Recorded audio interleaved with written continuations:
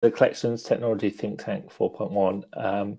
Those of you who just joined our panel discussion, it's good to see you. Those of you who were involved with the last couple of panel sessions, hope you enjoyed them. We talked about collections risk and also talked about various things that are going to impact the economy and how it impacts it in the collection. So we hope you all enjoyed that.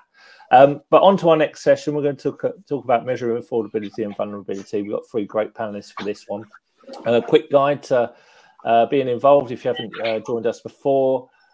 Left-hand side there, you've got some information that you can have a look at. So there's an icon. If you have a look at that, that's got some information about the event and how to sign up for our next session if you haven't already.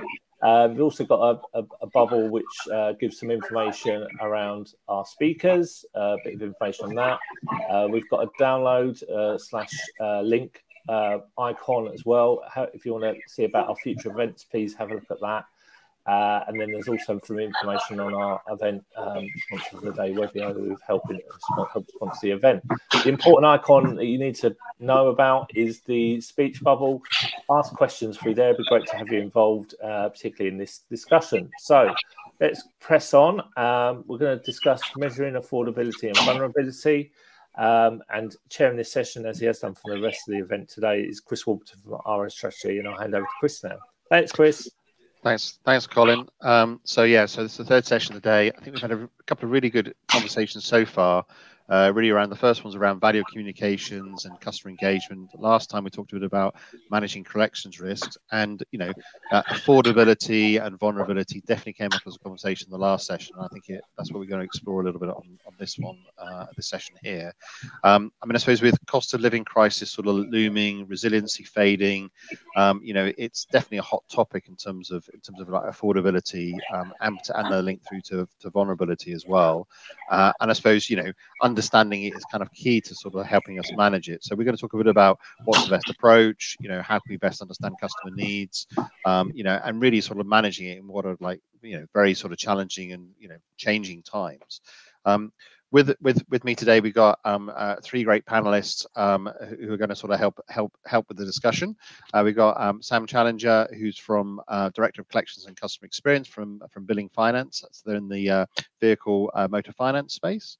We got Stephen Craske, who's from Jaja Finance, and he's the Senior Collections Strategy Manager. And there was a Challenger Bank in credit cards and the lending space and green consumer finance. And we got Amon Ghaiumy, who's a co-founder and CEO at Ophleos, and they're in the digital and ethical collections solutions space. So everyone, thanks very much and welcome to the discussion. And I suppose to start off, I just wanted to talk a little bit about technology and how technology links through to affordability, and just like what is the role of technology in terms of like assessing affordability that we're kind of using now. And we sort of seen sort of digital channels coming along, but what's the latest in sort of like how can we use technology to assess affordability and particularly vulnerability? And Stephen, maybe if you're okay, I'm going to start with you in terms of how are you kind of seeing that? Yeah, I mean, as a consumer credit business, our credit decisioning technology is central to what we do. So, we need to ensure that we can provide the right customers the right credit. It's suitable for their circumstances. And I think it's come a long way in a relatively short period of time. It just continues to develop. So I definitely think, technology is key for us to move forward. And what I suppose what approaches kind of work well and what approaches don't work? I mean, maybe bring you into the conversation there from that point of view. I mean, do you think there's are there different approaches, and particularly the blend between, I suppose, manual, I suppose the old style of doing things in terms of assessing and having a conversation versus more digital kind of approaches, and when does it kind of fit best? Sam, you're on mute. Maybe Amon, I'll go to you if we're sort of struggling with mutes. I mean, you've been much more in the digital space. I mean, I've been a big advocate of that, and I suppose how do you sort of see the split between I suppose when you send it through to one of your agents versus when you have it being done sort of digitally? I mean, what do you think is the best approach?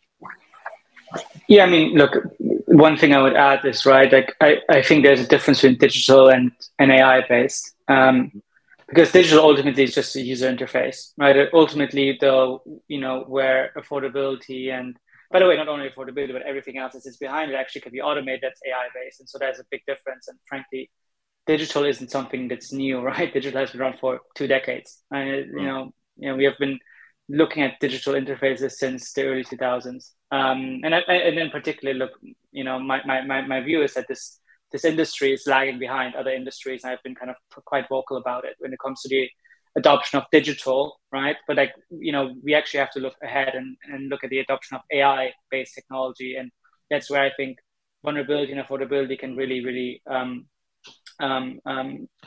disrupt and transform.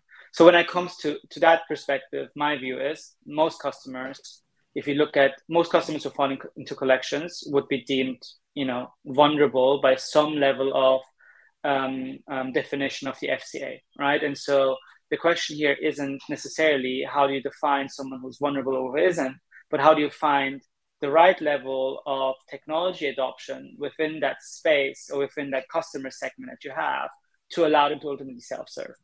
The reality is that most customers, no matter if they're vulnerable or not vulnerable, want to self-serve. They don't want to speak to someone on the phone. They don't want to, go through some very sensitive and very private information around their income, around their potential health or mental health issues with a debt collector on the phone. They want to do it themselves at their own time, at their own pace, without giving away that level of, anonymity and privacy that they deem important. And so that's where kind of digital solutions are really important, because it provides that level of anonymity. But then AI-based solutions are important as a bolt-on, because they can actually then decipher if whatever the customer has input into a form, for example, is sufficient to provide the right outcome to that customer. And, if you think about scale, that can only be done with AI, because if you have tens of thousands, hundreds of thousands, millions of customers that you're managing, it's impossible for you as a human to go through all of these INEs and sense check them. Even if you do a 5% sampling, 10% sampling, you will not be able to sample all of the reforms that you receive and all of the outputs that you receive. And that's kind of where you need to use AI technology to really understand if what the customer's input is sufficient enough to drive them to the right outcome. So you're saying that from a consumer point of view, that you're going with the premise that the consumers don't want to deal with these situations necessarily with a human, so trying to design the process around that. When do you draw the line in terms of like when should they deal with an agent? Is that sort of consumer driven? And I'm going to ask Sam. Yeah, consumer driven. Sam, so you're back now. Hopefully we can hear you. I know a few mute problems there, but what's your kind of perspective? So Amon is very much saying like, well, let's, we want to have a digital process where we can. That's what the customer's biased towards, and then if they want to, then they can talk to someone, and then there's additional information around that. I think there is an element of that, as he says, as we grow, and there's only so much a human can do. There's only so many people you can talk to. There's only so many accounts you can manually review, 5, 10%, or whatever the answer is. But I think for me, it is always just making sure that you give the consumer the options. If they self-serve, but they can't meet the affordability required for repayments or for getting a loan, there needs to be a way that they can kind of pop out of that self-serve and speak to a human being and can understand it. So it's sometimes as a lender, we also want to speak to people, because people, especially in our sector, we're subprime, so sometimes people would prefer to bury their heads rather than look at it. I was talking to Stephen before the event went live, and we were saying, well, every company's got a different perspective of financial difficulty and financial vulnerability. But as a consumer, so does a consumer. When do you think you are in financial difficulty? For some people, it's when their little buffer of, 3 months salary as an expense starts dipping in, that's when they start thinking, oh, I'm in trouble, I need to start making changes. For other people, it's as long as they can live outside of their overdraft, or as long as I don't go over my overdraft. So everyone's understanding of financial difficulty and financial indebtedness differs. And I think we've got to give consumers that ownership and that understanding that they are accountable for their own managing of their accounts. We need to educate them when they take out finance agreements, and we need to educate them along the journey of that. that we can give them tools, we can signpost them, and we can show them open banking. But looking at different characteristics, different indicators will help us understand kind of which journeys to drive people down, and different characteristics, different vulnerable characteristics of people will have a different individual impact with the cost of living crisis or with certain changes. So I think it is give them all the tools and let them choose it. But I think when COVID came about, we all as an industry pushed people towards more self-serve because it was easier for us. And I think there's also an element that we've decided that that was what the consumer wanted, and maybe it's what we want because it's cheaper. Yeah, and I think some of that came up in the previous conversations. I mean, for sure. I mean, a lot of when we're talking about affordability is quite interesting. I mean, a lot of our conversation revolves around the SFS process, and and sort of like doing income and expenditure. And I suppose taking a step back, I mean, do you think that's the best way for us to actually assess affordability? I mean, we're sort of reliant on it. Our processes seem to revolve largely around it. I mean, but is it actually the right thing to do? And I don't also like to say that. I know it's what we do, but is that the best way for us to do it? I mean, Stephen, maybe take that one. Yeah, I think it depends on the circumstance of the customer and how straightforward the scenario is. We need to be able to provide very straightforward service where we need to provide straightforward service. And to Amon's point, most customers will want to self-serve, they want to go down the digital space.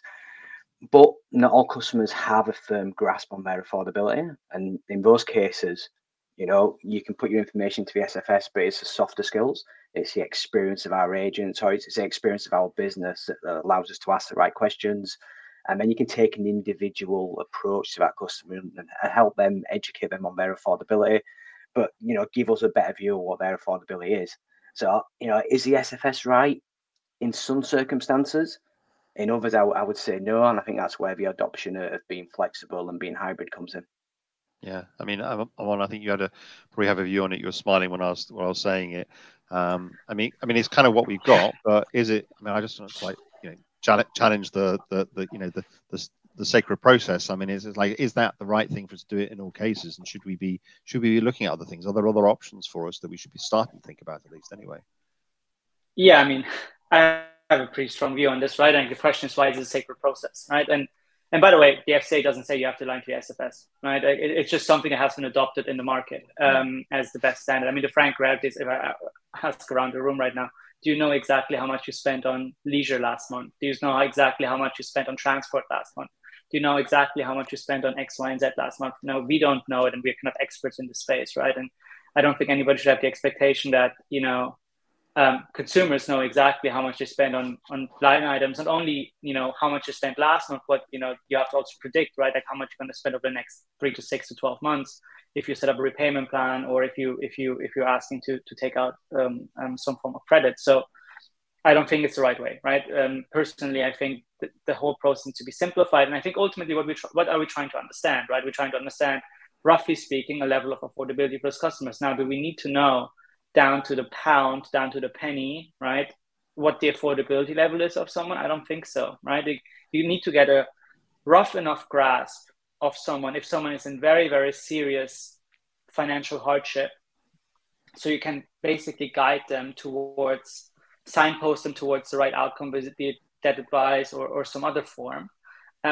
And then if you want to set up, from our perspective, obviously you want to set up a repayment plan, you need to have a rough understanding if that customer has the affordability to roughly, afford that repayment plan. The frank reality is that someone can have, on paper, really strong affordability and still fail the payment plan that you put in place. It's just the reality. The same thing can, by the way, happen with any credit line that's given. The best way, from my perspective, to look at this, is to understand, and I think my camera froze for whatever reason, is to understand ultimately, once you have a breakage of that payment plan, what to do next. So if that payment plan breaks, what is the next action that you should take with that customer to get that customer back on track? So, I don't believe SFS is the best way to do it. Do I have the answer necessarily to what it is? I don't think I do right now. But it's definitely simplification.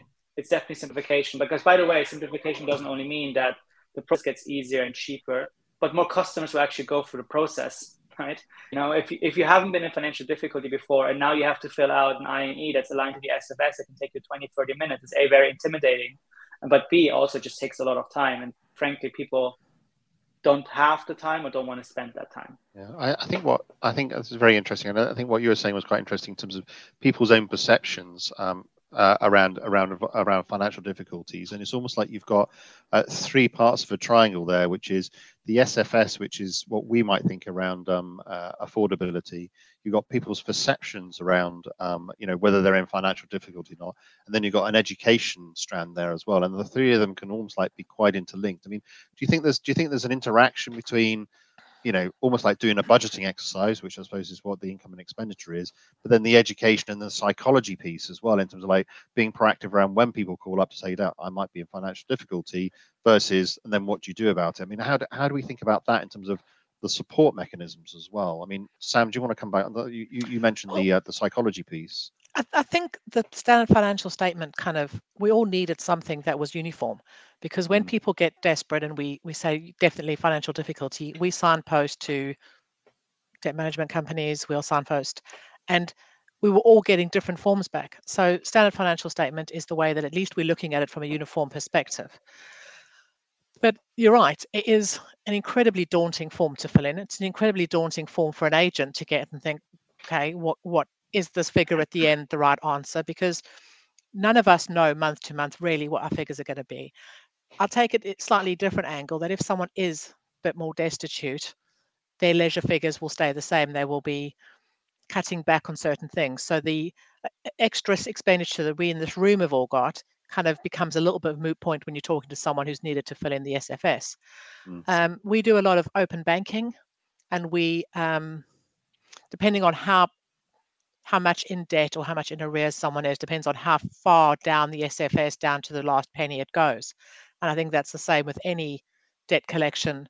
It will be, if someone's got loads of disposable income, no, you just get that rough idea of what they can pay. But if it's someone who's destitute and saying, I've got nothing, you can't get blood from a stone, that's when you kind of look for the nth degree. And I think the other thing people seem to try to do is, you get given this form that in theory tells you, if you fill it all in, A minus B will equal 0, and you'll get someone whose form equals 0, because that's what we've been taught to believe. You budget, and what comes in on one side, all of it goes out on the other side, and then you've got a 0 balance. Whereas I think it should be also that we should be understanding that there should be amounts left over. Someone doesn't have to get down to the 0.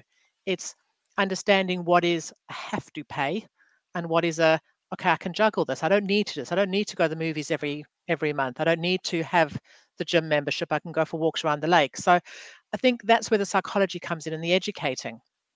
And budgeting skills should absolutely be taught in schools. And I suppose that's sort of the testing and challenging type conversations around like line items and those kind of things. Do you think that does that always have to be done by an agent? Is that, I mean, typically that's been done as like a conversation? I mean, are there other ways of potentially being able to do that? I mean, Stephen, I mean, I don't know how you guys do it. I mean, are there ways of doing it in different ways that aren't necessarily so onerous, but you still get the quality of what's coming back? Yeah, I think it's about what's reasonable, right? And then the scenario of the customer. So we have a full digital onboarding. Customers can do it digitally, but we offer like extensive support if people don't want to do it digitally. As much as we are a digital first lender, we do want to make sure that we can service people across the board. And you're absolutely right. It can be quite lengthy to do an INE. It can be quite daunting for somebody who's not done one before. But that's where we take it reasonably. So, when we talk about the SFS, and as Amon said, it can be quite daunting for somebody to sit through a 35-page document and have to fill in every little bit of it. Where is that reasonable for somebody who just missed one payment because their car's broke down? So, from our perspective, again, it's those softer skills. And whilst we do a lot of our INEs over the phone, speaking to a customer, there is that whole point of we don't always fill in a full INE. We try and assess the customer. We try and work out what the right thing for that customer is at that right point in time.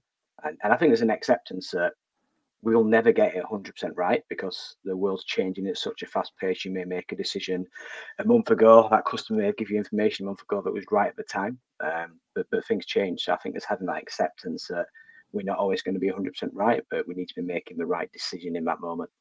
Yeah. I mean, I suppose in terms of challenging values, I'm going to come back to your comments in terms of like how we should best think about challenging values digitally. I'm sure there's modeling that we can do around that, but also there's also nuance around the I&E as well, which is people's income isn't necessarily always flat, or their expenditure is not always flat, and there'll be at least peaks and troughs that actually. I mean, is that, can we sort of take some of those things into account to get an extra level of sophistication?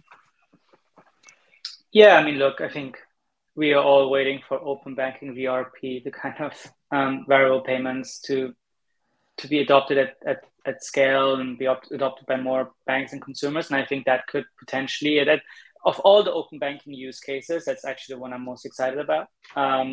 Because it basically, right now, if you think about a repayment plan, right, at least from a debt resolution perspective, it's pretty static, right? You basically say, okay, you have a debt that's outstanding of £1,200. You can pay it off over 12 months with £100 each month, right?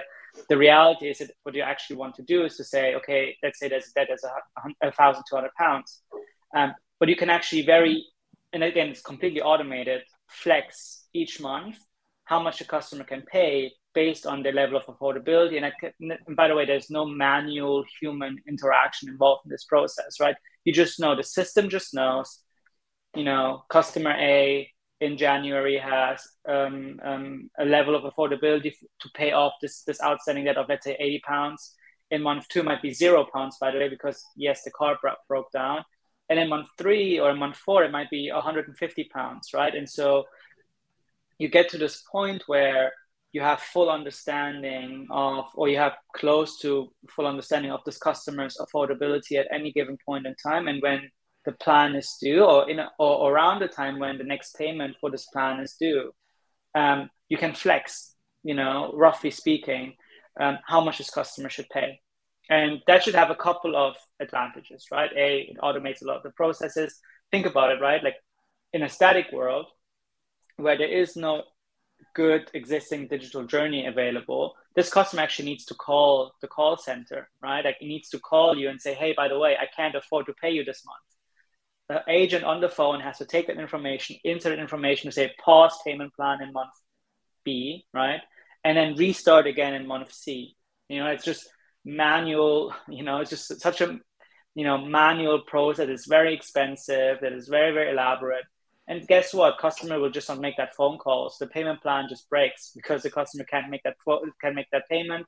They will have insufficient funds in a bank account, and the direct debit will just not go through. And some organizations will basically say the second the payment plan or one payment fails, cancel the plan, and you have to restart the whole thing.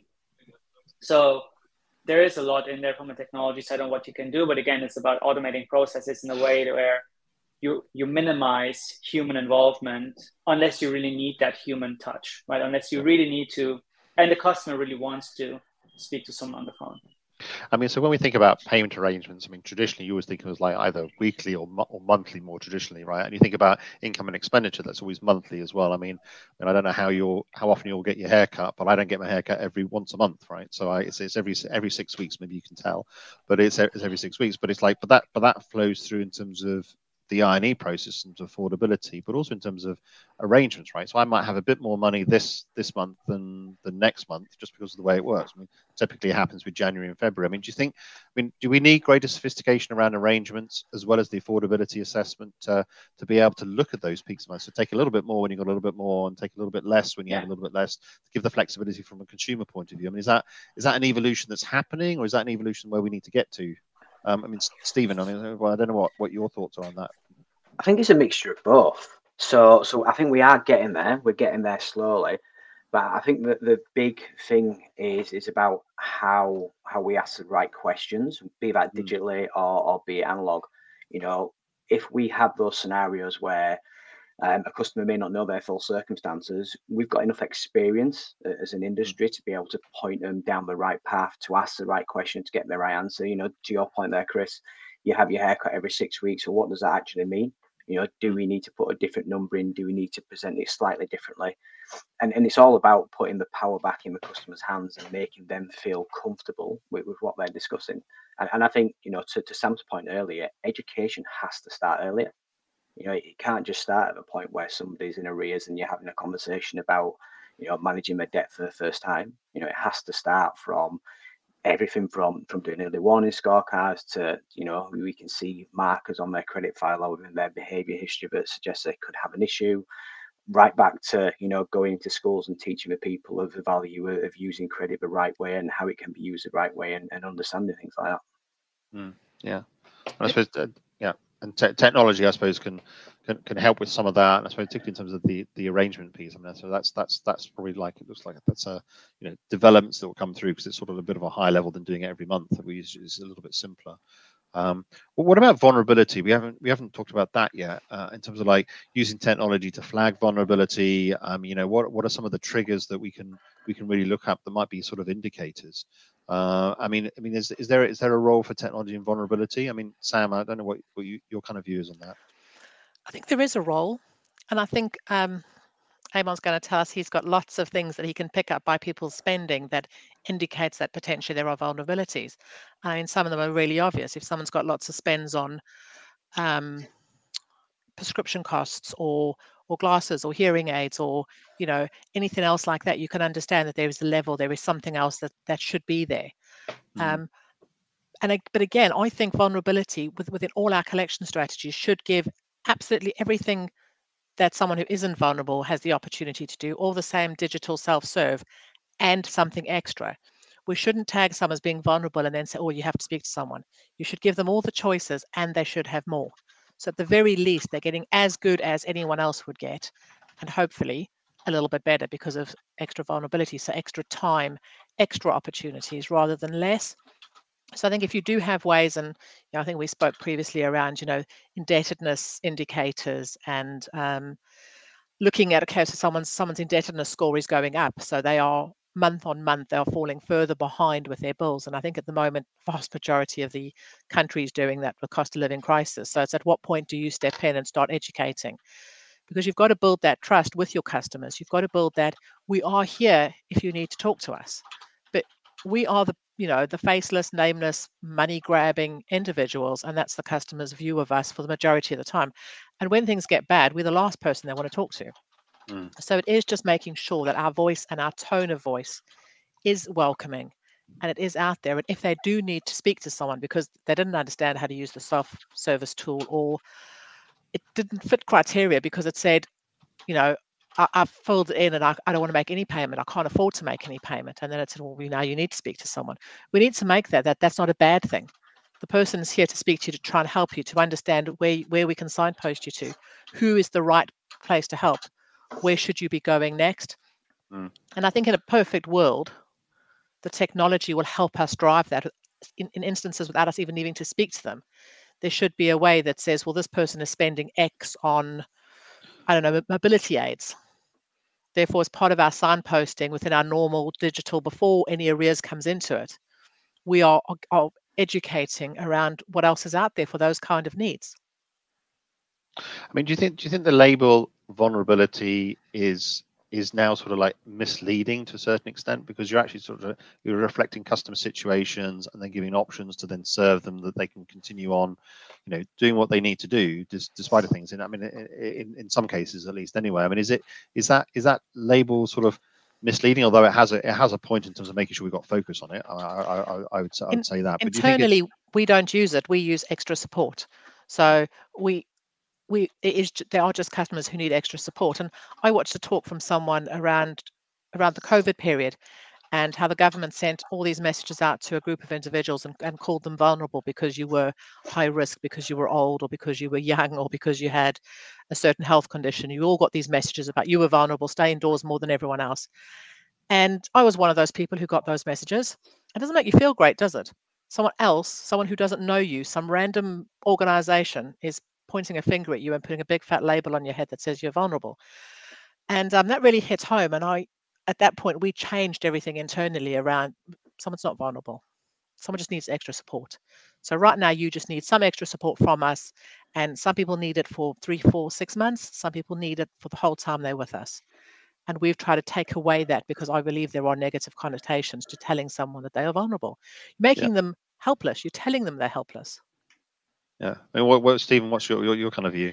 Yeah, and I think that's a great point, because, it's a and that's all it is. So when we talk about vulnerability, even in the new consumer duty stuff, we're talking about, do customers want to be called vulnerable? And absolutely they don't.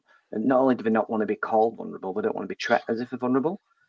So to Sam's point, we have to be able to give them the tools to be able to self-serve. We have to make sure they don't feel like they're being treated vulnerable.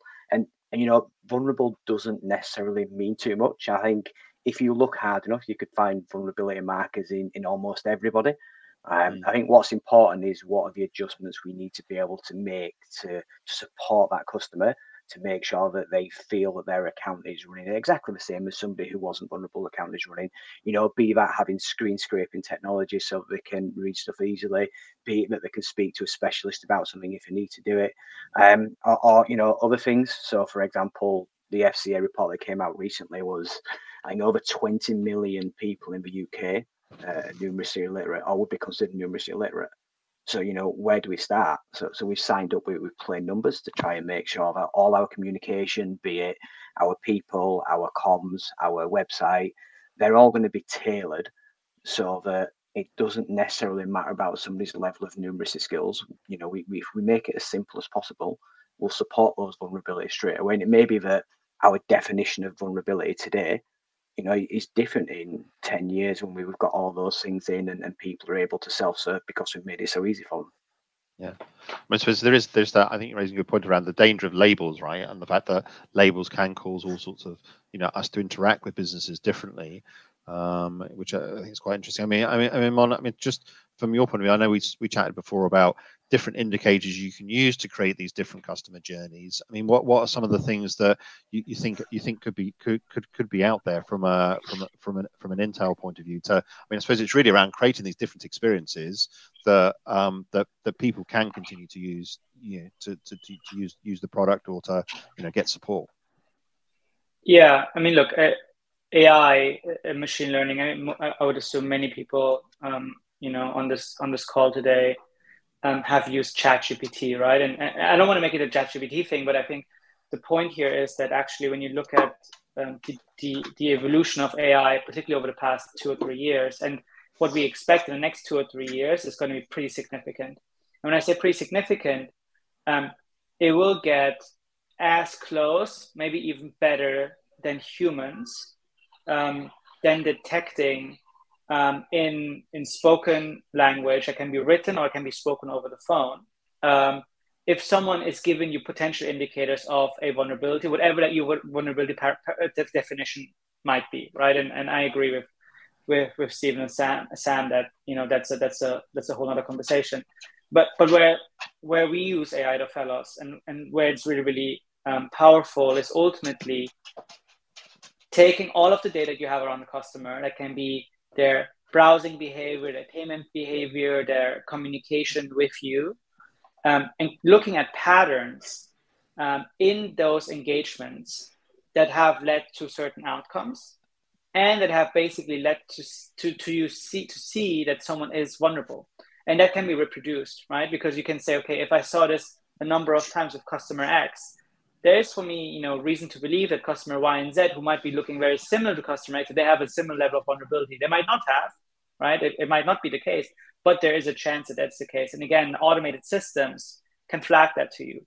And the other thing is ultimately, right, like one of the reasons why vulnerability, this concept of vulnerability exists is obviously we want to drive the right outcomes for customers, but also we want to prove to the regulator when they come, or compliance departments, when they come asking, that we have done the right thing by the customer. And so all of this data and all this analytics is now available for you to show compliance departments, show regulators, to see that we have done the right thing given what we know about the customer. And again, I'm not saying that all of this should be automated. There always needs to be, and particularly in kind of a collections, that management, that resolution world, you will need to have some level of human intervention at some point in time. The point here, though, is that 80-90% of customers might not want to have human intervention. And so you can automate that process with them. What it really does, though, is actually it frees up the time of your call center staff, the customer services staff, to even spend more time with the 10% that really wants to speak to you. From my perspective, this is actually, by the way, this is not necessarily just a cost-cutting exercise or an efficiency exercise. This is, in particular, a customer experience exercise. You want to provide the best level of customer experience to customers, and that means that people that want to self-serve, and people that want to talk to you, but you let them decide. And if they want to talk to you, you have resource available to let them speak to you.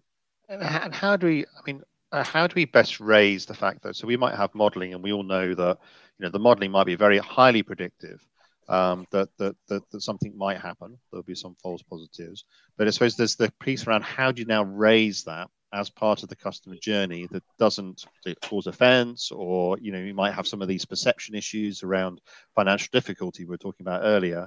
What's the customer design process we need to go through to make sure that you can get to it? Because they might be predictive. It might even be true that people are in financial difficulty, but they might not want to admit it yet. Is that surely is a process design issue as much as anything else? Iteration. Right, like you will not get it 100% right every single time, but what's the key here is that the couple of times you don't get it right, you immediately learn from them, you adjust, right? And so again, that's where AI really helps, because AI, what it really allows you to do is run hundreds of thousands of experiments, in an automated fashion, right? So what we can do, we can test different templates, and when we say different templates, right, we change individual words, right? Because a word, has meaning, and by the way, it can have a different meaning to you or I, and then to other people. And so what you really want to test at scale as fast as possible with reliable data feedback is iterate from every single point in time, and then basically get to a conclusion as quickly as you can. And then from the points of data you get, you say, okay, these were really good outcomes, these were really good prescriptions, these were not so good prescriptions. You want your models, your AI models, to learn from those. So basically, when a model basically understands, okay, this is a really good strategy for a customer, let's keep pushing that strategy in terms of iteration, and let's not focus on these other strategies that haven't seen as much success, for example.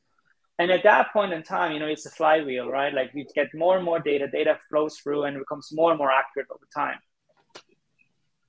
Do you think just in terms of like using AI around affordability and vulnerability detection, I go to Stephen, maybe just comment on this just around, do you think the barrier is higher in terms of accuracy than it would be if it was with an agent? So does the agent become the fallback position when you want to have that as a bit of a safety net to really understand when it becomes much more grey? Do you think our perceptions around AI and modeling are going to be more accurate than an agent, or do you think it's the other way around? So I think we're not quite there yet. I think AI has definitely got a big place in collections, in vulnerability and affordability, undoubtedly. As it develops and it gathers more data, I think it'll put us into a really good position. But the bit it misses for me today is nuance. And if you've got an agent who's been doing something for 5 years, who's been in that scenario, spoke to somebody in that scenario before, they can handle nuance much better than AI can at the moment. I don't think it'll always be that way. I think it'll definitely catch up. And this goes back to being able to merge technology and people. I don't think you can have one or the other, because you don't want to make your process obstructive. And different customers, right? So it's a demographic of customers. To Amon's point, like lots of people want to go digital now, but there are still people who don't. And even the most basic of digital platform for some customers is too complex. They don't want to deal with it. They want to deal with people. So I think that hybrid is what's going to be the future for us. Yeah, I agree. Just to quickly jump in there, sorry, I disagree with the notion, by the way, that AI is not nuanced enough, because the underlying data set that trains the model is your own, right? Your agents actually. So what trains a data model? It's actually the interactions that your agents are having with customers. So you're not letting the AI guess, what the best interaction is, right? Your agents are training the model. If you have built a full loop kind of AI system, the agents actually train the model. So the AI model learns from the interactions your agents are having with customers. You know, you can probably do a Turing test these days in certain form, right? And let ChatGPT write answers for you and actually test, right, if the answers are coming from a human or if they're coming from an AI system. And you will probably not be able to decipher anymore at this point in time if it was written by an AI system and if it was written by a human. That brings dangers in itself, by the way. It's a whole other conversation. But I would disagree with the notion to say that AI in that perspective isn't as nuanced as humans are, because ultimately the underlying training data comes from humans. Where I was going with my question was, and I had this conversation. I was having a conversation with ChatGPT the other day, and it told me that I was incorrect, and I knew that I was right, and I got very upset with it. My ego got bruised, and I got very upset with it. Whereas if I'd had that same conversation, you know, you and I have been having the conversation down the bar over a cup of coffee, I wouldn't have got upset because I was dealing with a human, and we know that humans make mistakes. So, is the bar being set for AI maybe necessarily going to be a lot higher than it is for agents? And is that an important dynamic that we need to understand? I was just going to say, I was just going to say, if you build your AI, if you get your AI right, you also remove any bias to a type of vulnerability or any bias to a sector of a population. So AI can take us to places that humans potentially would have taken a lot longer to get there. And they should be held at a higher accountability, because you're never going to get the AI in that conversation to change its mind. Whereas with a human, you can add something extra to it. Whereas with AI, you've built it a certain way to answer a certain set of questions. But I think the bias question, and I think the fact that it kind of levels that playing field. The other thing I just wanted to say was, with vulnerable customers, it's not sometimes that they don't want to speak to us. It's sometimes that they can't bring themselves to speak to us. So again, it's making sure that you've got those tools out there and that communication ability, that when they do want to talk, whether it's 3 a.m. in the morning, and they at least can go onto a self-serve platform and say, okay, this is what I needed to tell you, or I couldn't tell you when you rang me because I need to build up to telling you these things. So sometimes it's not to do with what someone wants to do, it's what someone is able to do as well. Yeah. And I suppose a good thing around technology is it's always there as well. I mean, that's one of the things that is quite good, is it can be there 24/7, 365 days a year. And I suppose just going back to the cost of living piece and inflation, we're talking a bit about earlier, and I know that's the next session, but I mean, where do we go from here in terms of like the approach to affordability, and either in terms of like changing values? I mean, do we need to change the way we look at things like arrangements in terms of like maybe looking at more long-term value, more like a debt purchase type approach, and looking around how do we retain brand value? I mean, how do we think about that going forward in terms of what it means for the business and what affordability means for the business? I mean, look, brand value is a huge thing, right?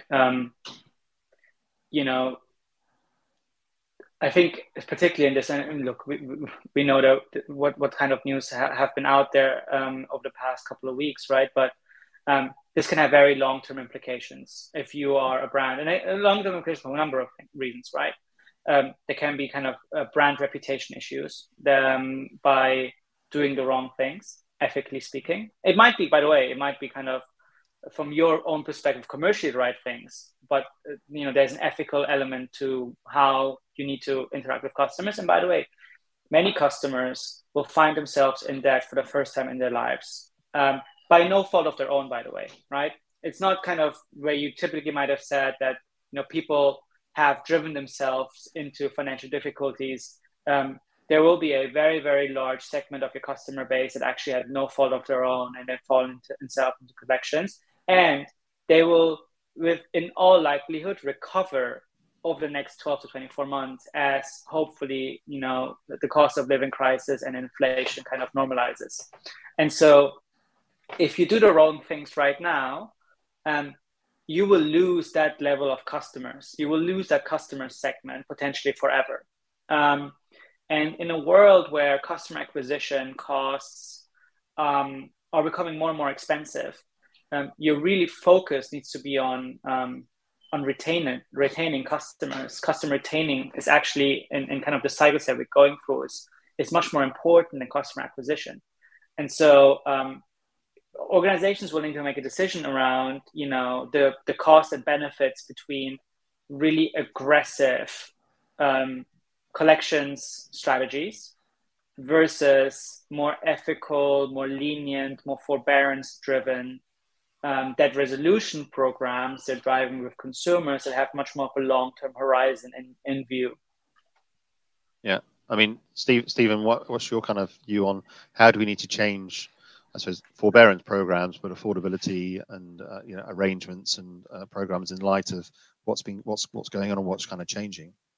Yeah, and I think that's a key word, Chris, right? Change. So, you know, we're a fintech, so we're quite adaptable, and I think adaptability is really big. So, you know, when we're doing onboarding, for example, we've very quickly changed our affordability metrics on the front end because of the cost of living crisis and built in a buffer for cost of living to make sure that, you know, we're still being really responsible in how we lend.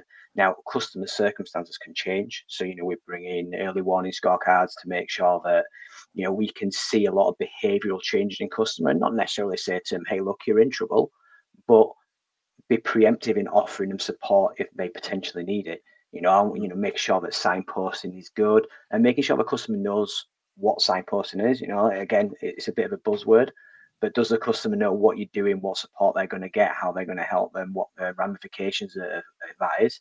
But yeah, to Amon's point as well, you know, like forbearance plans, the way forbearance plans should be designed should be flexible enough anyway. And it's about understanding that decision that you made today, you may put somebody on a forbearance plan, and then a month later they call in and they need to change their plan, or they need to change their type of plan, or whatever it may be. That level of flexibility, I think, is what is going to be key for us going forward. And if we build that architecture right, where we can be flexible, where we can make a change, where, you know, we teach either the AI or agents nuance and teach them that, you know, we want to get the right outcome for the customer, because that's what it's all about. You know, no matter which plan you put them on, how you onboard a customer, it's all about the right outcome for the customer. And that, as long as we're focused on that as the outcome, then I think we make changes in between, and they're sort of like neither here nor there. Yeah, I mean, I was going to say, Sam, maybe just the last word. It seems like it comes back to flexibility and you know, and getting good outcomes and sort of you know, talking with people as people, really. Absolutely, and I think you know, we spoke about SFS versus open banking and things like that. And I think, you know, historically we used to review someone's affordability as a payment plan once every 6 months, or we'll review it in a year if everything's the same. We know right now, almost every month you're getting an invoice saying something's going up, you know, whether it's your mobile phone bill, whether it's your water, whether it's your electricity. And it is just keeping those plans flexible, taking 10% variance or 20% variance, whatever you're able to do, to say, like, we get it. We get that today you think you can pay £100, but actually tomorrow you got an invoice from your mobile provider and your bill's gone up 5%, 20%, whatever the answer is. So this is what we can still do for you, but making sure that the customers understand that, yeah, they can talk to us. Yeah, yeah. That's where relationship is key. Yeah, flexibility. Yeah, so I think that's a great place to leave it. So Stephen, Sam, and Amon, thank you very much for joining today. Some interesting, definitely some interesting, you know, points and nuance. We're an interesting point of like the future in terms of like where we go forward in terms of assessing it, and the merge between technology and sort of like the changing economic environment is very particularly interesting. So more to come, no doubt. More change to come, no doubt. So Colin, so thanks to everyone, and Colin, I'll pass it back to you. Thanks, Chris. Yeah, really great discussion. Thanks everybody for that. Really good. Yeah, a lot of challenges going on, which we'll obviously talk about in the next session as well. But yeah, great to hear the view from different aspects as ever. So thank you, Stephen, Sam, and Amon for their insight there. It's really good. And of course, yeah, so we're going to move to the next session at 12:55. Sorry, 1 o'clock is the next one. Apologies. 1 o'clock.